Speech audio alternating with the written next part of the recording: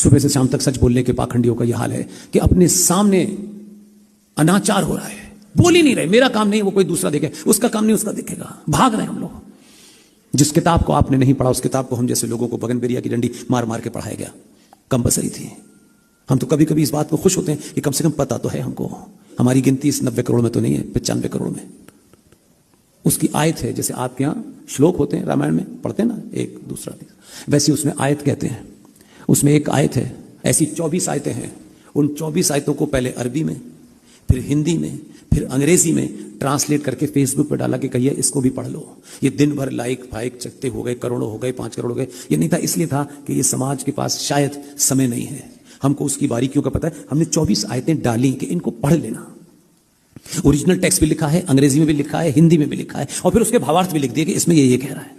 और ज्यादा हम पे हो कि पुष्पेन जी बहुत खराब है तो जाके भाईजान से पूछ लेना, क्योंकि भाईजान बताएंगे वही सत्य बताएंगे। उन 24 आयतों में से एक आयत है सूरा नंबर 9 आयत नंबर 5। सूरा नंबर 9 आयत नंबर 5। भाईजान से पूछेंगे तो भाईजान पहले तो सोचेंगे कि कहां से दे दिया, फिर वो कहेंगे अरे नहीं यार ऐसा तो नहीं, ऐसा है नहीं। फिर ट्रांसलेशन दिखा दीजिएगा, कुरान हिंदी में भी है, इंग्लिश में भी है, सारे मेरे पास हैं। वो आयत ये कहती है कि जो तुम्हारे अल्लाह और अल्लाह के रसूल पे विश्वास न लाए उसका कत्ल जायज है।